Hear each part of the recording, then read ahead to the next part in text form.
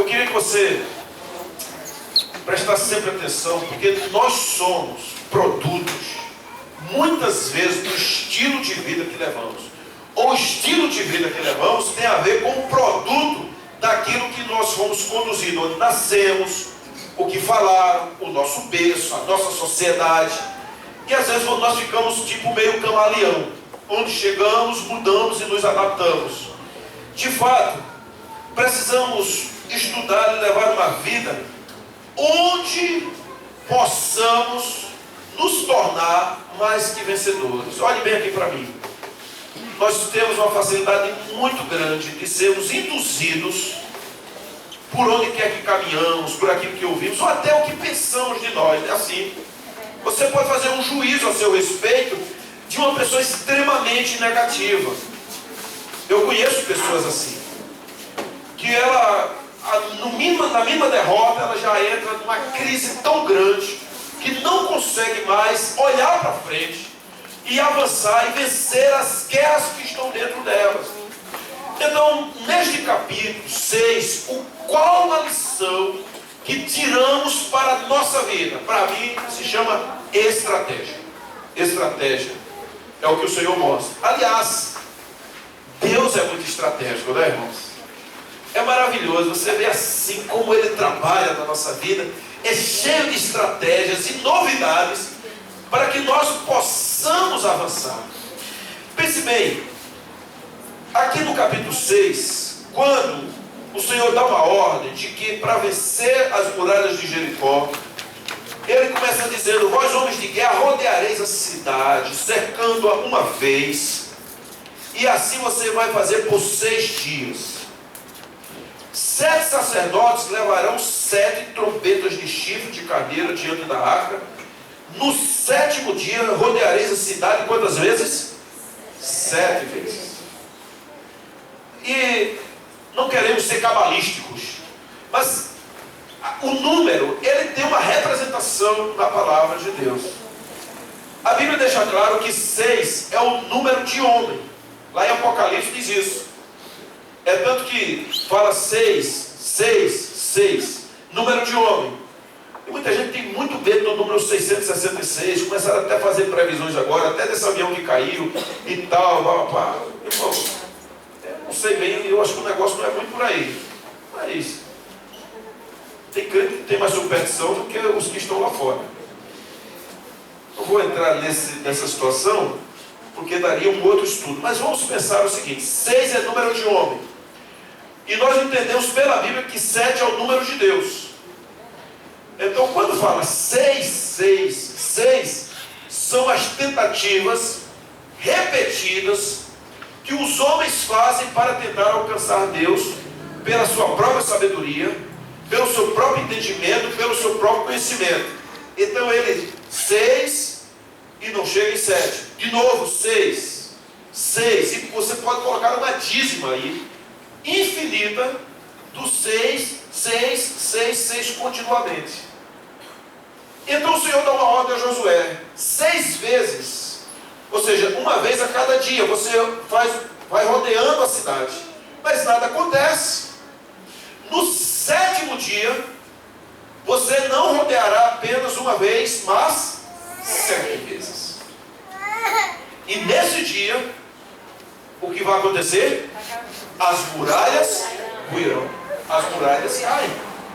Porque era o número de Deus acontecendo, e agora as muralhas indo à lona.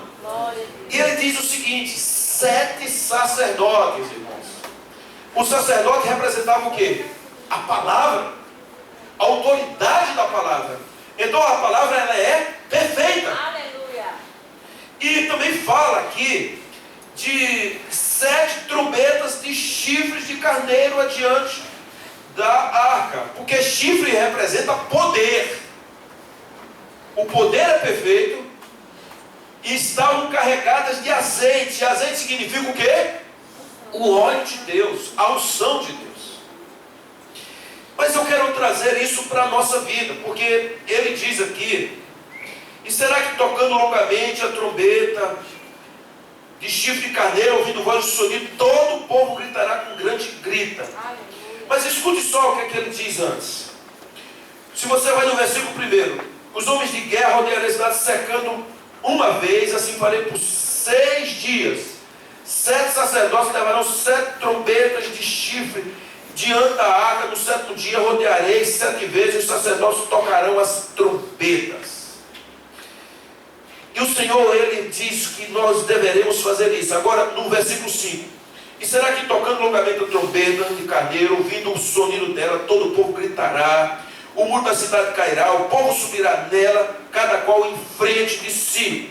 Então Josué, filho de Nun, chamou os sacerdotes e disse: levai a arca da aliança, e 7 sacerdotes levem 7 trombetas de chifre de carneiro diante da arca do Senhor. Disse ao povo: passai e rodeai a cidade, a quem estiver armado, passe adiante da arca do Senhor.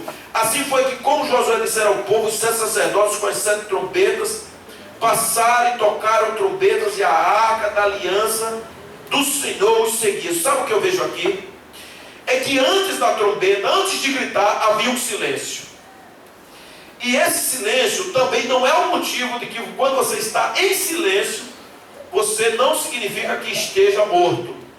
Muitas vezes, antes de tocar a trombeta, o silêncio também significa guerra. Lá no coração. Você já pensou na meditação? Quando você está meditando, orando, pensando nas pessoas. Sabe o que eu acho interessante? Hoje, quando acordei, ainda muito cedinho, de madrugada, eu estava orando e vieram tantas pessoas na minha mente que ultimamente não vinham. Vieram ministérios que eu não tinha lembrado ultimamente. Vieram situações que o Senhor saiu dizendo a quem eu deveria orar. Pessoas difíceis e pessoas fáceis. Pessoas que lhe acusam e pessoas que não acusam. O Senhor dizendo: ore por elas. Amém. Ore por elas e abençoe. Ore. E começou a vir aquilo. Então dentro de mim estava vendo uma guerra. Havia uma guerra. E era um silêncio. Eu não saí falando. Era no meu coração. Então, queridos, nós precisamos lembrar que há uma guerra estabelecida. A guerra para derrubar os muros de Jericó.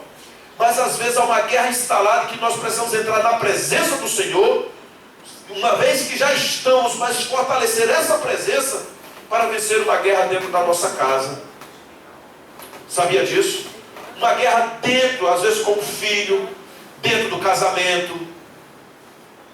E o Senhor chama que você vá para o seu canto e comece a fazer um sacrifício de oração, um sacrifício de adoração, um sacrifício de louvor. Hoje de manhã bateu uma sede de louvar ao Senhor. Quando eu estava ali, mandei algumas coisas para alguns irmãos. E hoje de manhã, quando estávamos louvando aqui, eu não queria outra coisa. Se os irmãos falassem: a gente vai tocar aqui só louvando, eu estaria ali no meio. Porque havia uma sede junto com os irmãos, de louvar. Irmãos, eu gosto de estar sozinho ouvindo música, mas há um prazer muito grande quando louvo junto com os irmãos. É um sacrifício de louvor. Porque eu sei que esses irmãos saíram das suas casas, eles fizeram uma luta para juntos adorar ao Senhor, para juntos vivenciar ali ao Senhor. Então, queridos, combater o bom combate começa na nossa casa. Combater esse silêncio, às vezes, é uma guerra. Então é uma estratégia que, para funcionar, precisa, acima de tudo, que nós, eu e vocês, comecemos com a obediência. A obediência nos levará à vitória. O que foi que fez aqui Jericó ter os muros caídos? A obediência do povo. Não há. Deus, quando vê você obedecendo, o poder dele é liberado imediatamente. Porque Deus trabalha com a obediência das pessoas. Quando você obedece, o Senhor vem trazendo a graça, o favor dele. Irmãos, não é que o Senhor fica retendo, é que automaticamente se abre. A obediência, ela é a chave da válvula que já faz derramar o mel do Senhor sobre nós. É automático, e por ser automático é sintomático. Você começa a sentir. Você fala às vezes assim: estou sentindo a presença de Deus. Quando você está sentindo a presença de Deus, Ele, antes de você sentir, Ele já está presente. Ele já está ali. Ele já já está operando, já está derramando o seu favor. Quando você vê aqui no versículo 3, então Josué fez, no versículo 3, vós, pois, todos os homens de guerra, rodeareis a cidade, cercando-a. Esse versículo resume tudo que ocorre em todo o capítulo, porque 13 vezes rodearam. Então não basta só obedecer, mas é uma obediência completa. 6 vezes de homem e 7 vezes de Deus. Ou seja, a vontade do homem coadunada com a vontade de Deus é a obediência total. Irmãos, o que é que você pode esperar se você obedecer totalmente? Mas olha aqui para mim uma coisa bem interessante. Eu estou falando de coração, estou falando de alma. Você pensa que é fácil? Talvez seja até mais fácil eu pregar agora, mas é muito mais difícil você trabalhar seu coração. É muito mais complexo do que as palavras que eu digo aqui. Você o tempo todo está garimpando o fundo da sua alma. Você pode limpar uma caixa d'água bem direitinho aí, limpar e jogar a água dela. Se você botar uma lupa e tiver bastante claro o fundo, pode olhar que já tem uma terrinha lá, uma poeirazinha, na primeira enchida. A nossa alma é exatamente isso, é um recipiente que você limpa agora e louva hoje ao Senhor, ouve essa palavra, vai para casa exultante, à noite está de volta, sai louvando a Deus, Deus salva, cura, liberta, e você amanhece na segunda-feira e olha com a lupa do Espírito Santo e não entende por que tem uma lambinha ali e precisa de novo. Então a obediência precisa todos os dias que seja renovada na nossa vida. Entenderam, irmãos? Essa é uma guerra. Irmãos, olhem bem para mim. Nós vivemos uma guerra espiritual dioturnamente.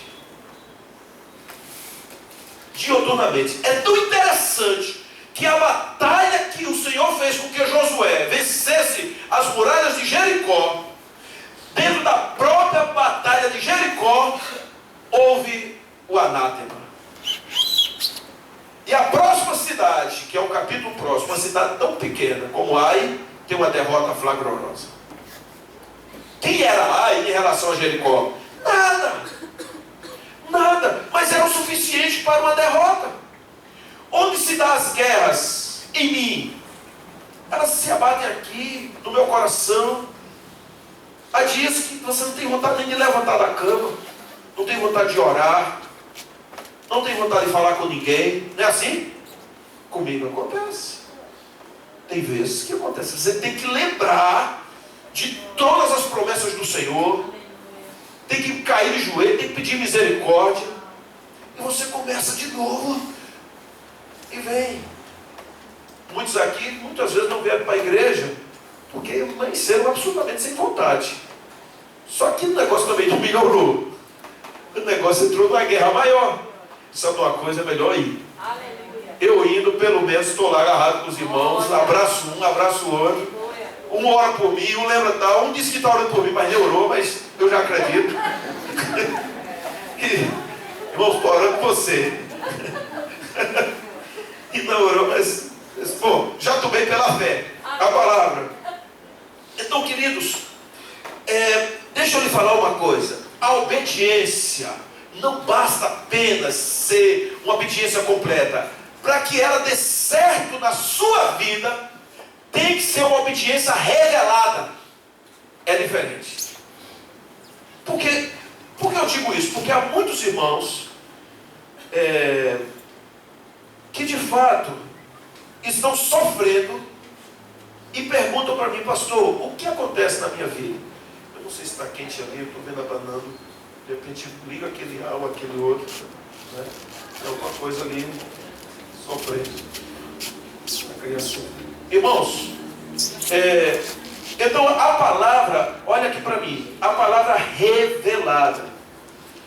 A palavra revelada. O que é a palavra revelada? É o que o Senhor está mandando você fazer. Pois é, irmãos, preste bem atenção aqui. Isso é fundamental, irmão. Se você não entendeu o que eu estou falando aqui, você poderá ser um crente sofredor. Sabe o que é um crente sofredor? aquele que passa tempo e vem para a igreja, e a gente fala, e ele não consegue entender. Olhe para mim, há uma revelação do Senhor para a sua vida. Tudo que Deus fez para que Israel desse certo, Israel não disse assim, bom, eu vou fazer isso aqui. Só deu certo para Israel quando ele foi para a palavra. Quando ouviu a voz do Espírito Santo, o Senhor dizendo, a estratégia é essa. Vá por ali. Faça aquilo outro. Aí deu certo. Mas quando você fez uma coisa do seu eu, da sua vontade, irmãos, pode até ter sido debaixo de jejum, de oração, de leitura da palavra, de vigílias, reunião na quinta-feira, pequeno grupo, mas você não vivia a revelação, a obediência. Por que é que Israel destruiu as muralhas de Jericó? É até uma prepotência minha dizer que Israel destruiu as muralhas de Jericó, irmãos, porque não fez nada em termos de pegar o martelo e sair quebrando, feito o muro de Berlim. Não fez nada disso. Eles obedeceram apenas. A chave da obediência, a chave da vitória está na obediência. Obediência de 6 ou obediência de 13?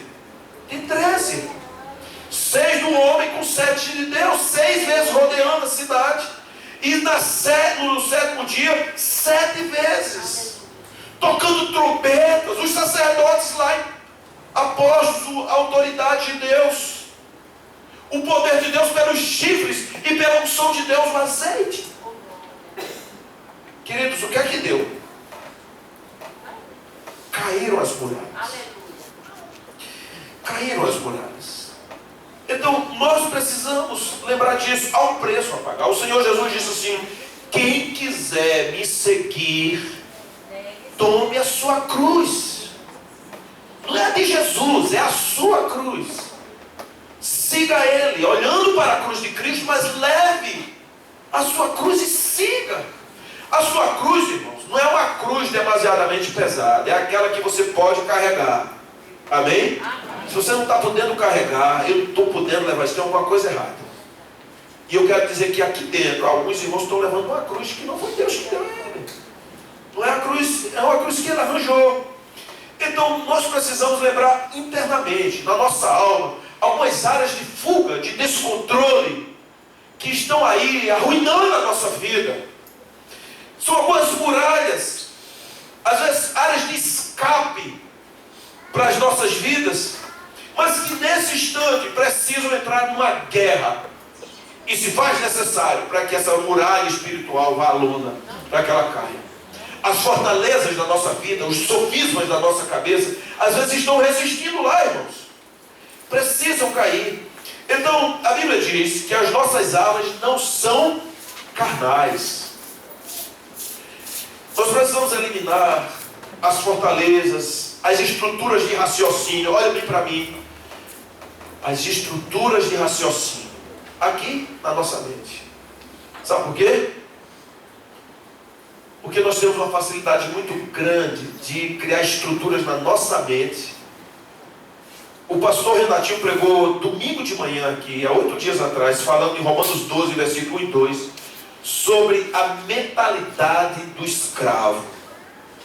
Ele, com aquele jeito peculiar dele, deu uma mensagem muito simples, mas muito pedagógica, né? Que os israelitas passaram há 430 anos pisando tijolos, barro. O que é que você sabe fazer? Tijolo. E viu os filhinhos, nós nos orgulhamos, sabemos copiar o nosso pai, seguimos diretamente, sabemos fazer tijolos. 430 anos. Eram os melhores tijolos que tinha em toda a região, eram eles.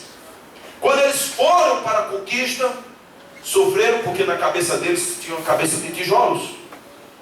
Pensavam somente naquilo. Então a estrutura mental, as nossas fortalezas mentais, talvez seja a área mais difícil de nos submetermos para que o Espírito Santo trabalhe. Você bota aqui na cabeça, entra na igreja, Às vezes guarda uma raiva, um rancor, inclusive do pastor. Uma pessoa entrou aqui e estava vendo que ela disse assim: pastor, a gente passava, o senhor passava até eu saía de perto, nem falar, porque eu estava com raiva do senhor, porque alguém disse alguma coisa. Então veja só, aquilo virou uma fortaleza na vida daquela pessoa. E você pode ver alguém, um parente, um amigo, um ex-amigo, um inimigo, uma pessoa lá, um ex-patrão, um ex-empregado, e vai passando e você se esconde, você foge. Você começa a criar fortalezas na sua vida. Pode ser um marido em relação à esposa, a esposa em relação ao marido, ou um ex-marido, uma ex-esposa, um filho, alguém, um negócio, um aperto, um banco, uma situação qualquer, vira uma estrutura de fortaleza tão poderosa na sua vida, que você vem na igreja, não é para sofrer uma libertação, mas vem para narcotizar o seu cérebro, alcoolizar espiritualmente ele, de forma que você não encontre e não viva uma profunda libertação. Então você anda refém de si mesmo. Irmãos, há uma guerra espiritual contínua nas nossas vidas. Contínua. Por isso que essas muralhas derrubadas é uma obediência revelada, é uma obediência diária, é uma obediência de 48 horas a cada instante.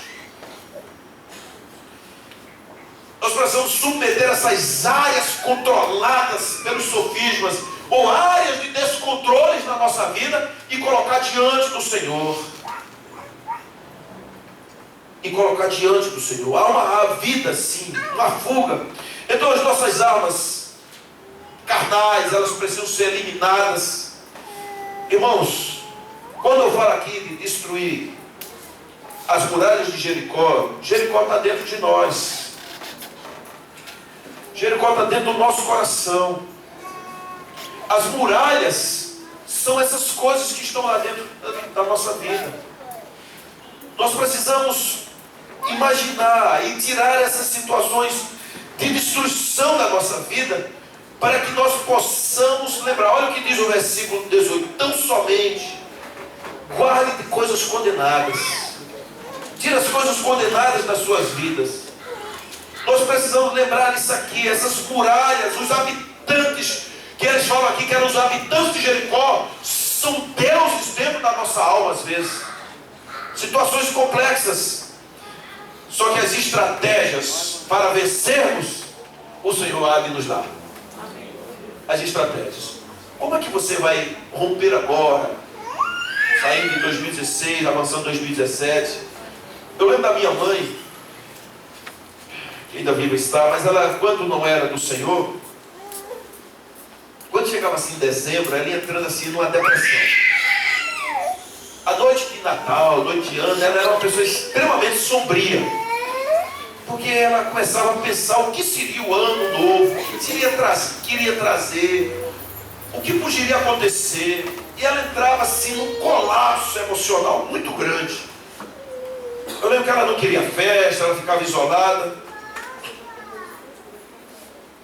As coisas mudaram totalmente, porque, sinceramente, o que vai acontecer em 2017 eu não sei. Mas uma coisa eu tenho plena convicção, irmãos, de que o Senhor não mudou. E que se Ele guardou a mim e guardou a você, 2017 não tem assombração nenhuma. Pode acabar a água do planeta, pode mudar muita coisa. É uma briga triste para salvar o planeta. Eu preciso dizer que quem salvará o planeta não será o homem, não será o novo presidente dos Estados Unidos, e nem a conferência da ONU que vai se reunir para tratar do clima global. Nada salva. Só tem um que pode salvar o planeta. É aquele que fez o planeta. É Jesus. Não tem nada que salve você se não for aquele que fez você. Absoluto. Eu vejo a terra envelhecendo a uma velocidade estonteante, irmãos. Só para o Senhor botar uma nova terra, dizer novos céus e nova terra. nova criatura e novo corpo. Então não se espante, porque sinais estão por toda parte. Coisas catástrofes que vão acontecendo não vão diminuir. Terremotos vão aumentar. Desgraça social, muito mais. Quem diria que nesses 2 últimos anos nós teríamos tanta miséria social? Uma quantidade imensa de pessoas, de mais de 1 bilhão de pessoas fazendo deslocamentos de uma área para outra por causa da perseguição. Quem diria isso? Mas é a palavra do Senhor se cumprindo. Então nós não poderemos ficar com essa mente cauterizada da miséria e da desgraça. A mente do povo de Deus tem que ser uma mente de intercessão, de adoração, de obediência, de louvor, mas também de alegria. Se você obedecer a palavra de Deus, se você confiar, você não vai confiar no seu negócio, não vai confiar no seu dinheiro, não vai confiar no seu cônjuge, você vai confiar no Senhor. É diferente. Agora, se você fizer vista grossa e querendo apenas passar um pano quente, dá uma compressa, né? Lembra? Fulano, dá uma compressa, botar um gelo em cima e não tratar a ferida, você só vai piorar. Nós não poderemos esquecer disso. Que derrubar as muralhas de Jericó da nossa alma, arrancar, extirpar da nossa vida, exige uma batalha diária. Porque é como se fosse uma erva. O que você tira hoje, ela começa a nascer amanhã, porque o inimigo vem colocar uma pedra de novo. Vocês lembram, 40 anos depois que Caleb se procurou Josué e disse, 40 anos já se passaram. Ele tinha mais de 80 anos. Ele disse, eu preciso que você me dê a terra. Eu estou com o mesmo vigor. E eu quero ir lá conquistar. É assim. Porque há gigantes para que sejam vencidos. Mas você vencerá desde que você obedeça. Se você obedecer, os gigantes cairão. Ninguém susterá você. Irmãos, deixa eu falar uma coisa.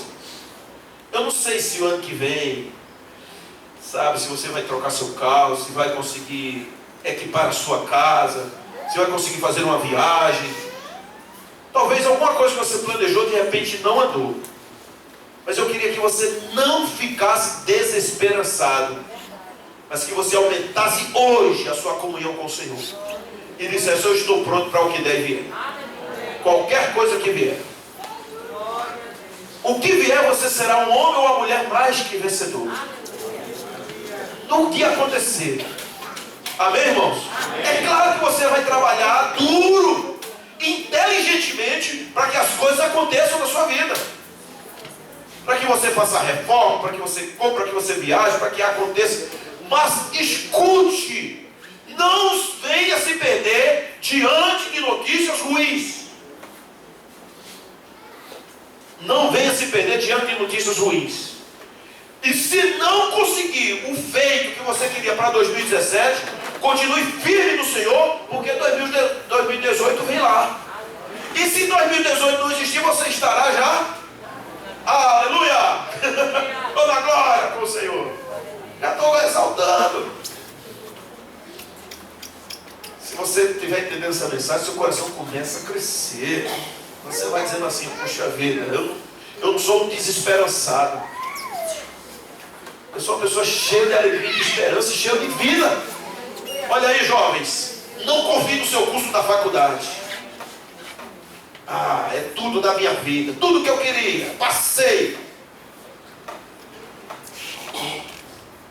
Ah, consegui o emprego dos meus sonhos, é tudo. Não é, meu amigo. Só são mimos para a sua vida, paliativos. Porque a saída para a sua vida, incrivelmente, é uma vida na presença do Senhor.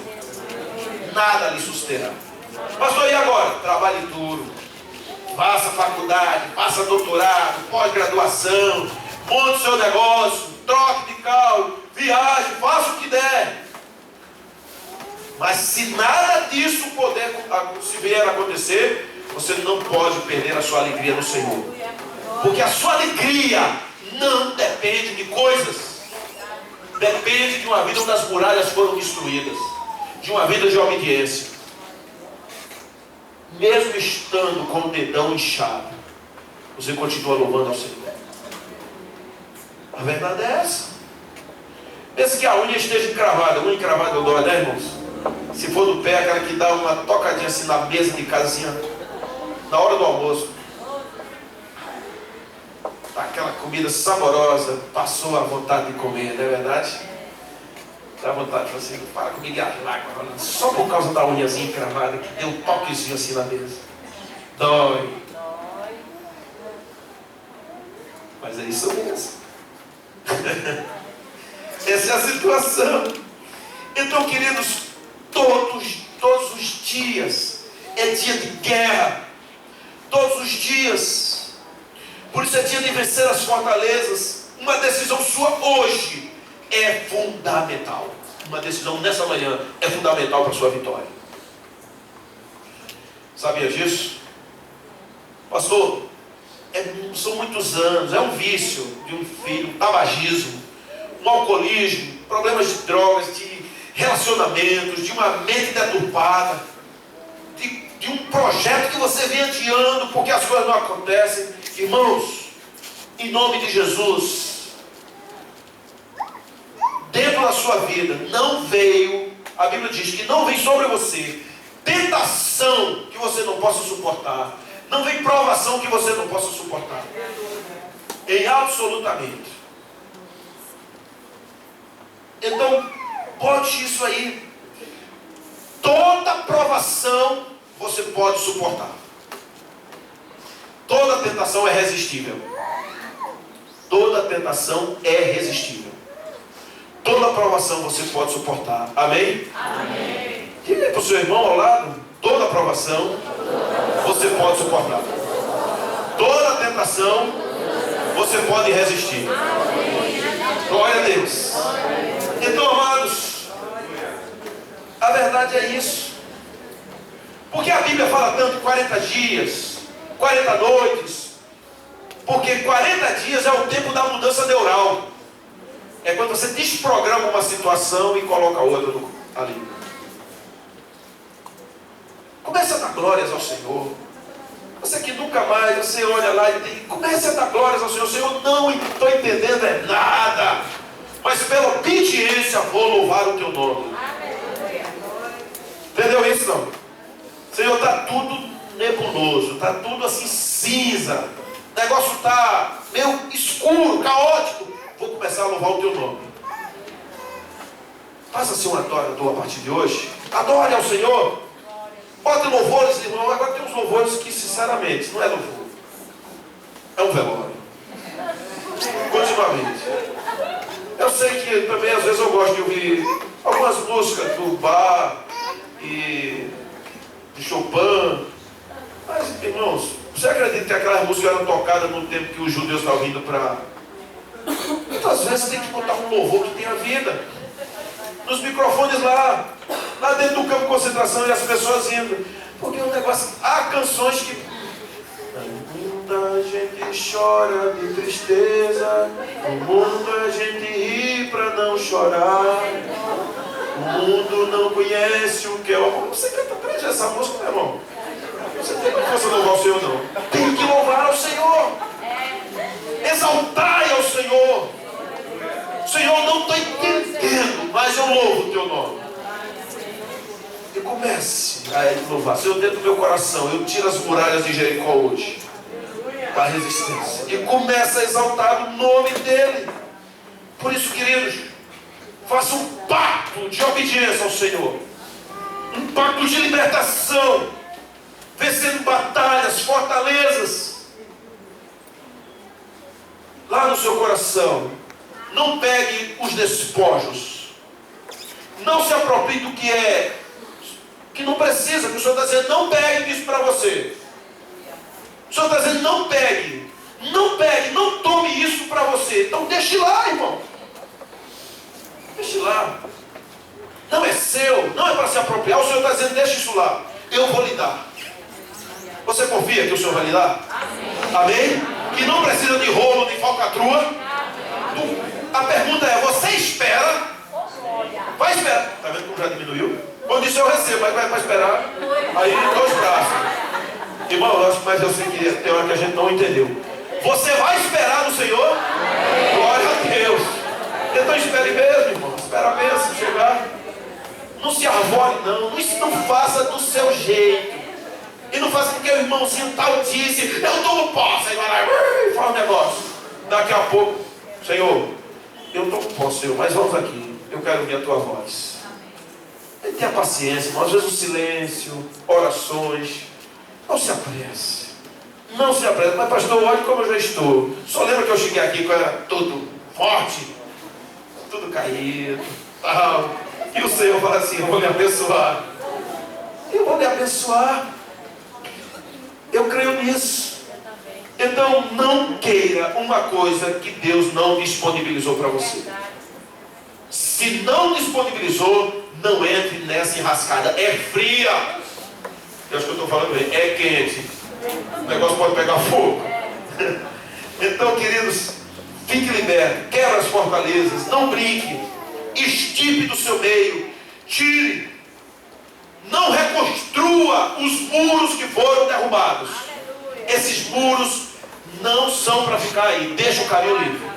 Em nome de Jesus. Não permita. E deixa o Senhor mudar o seu coração. Amém, amados?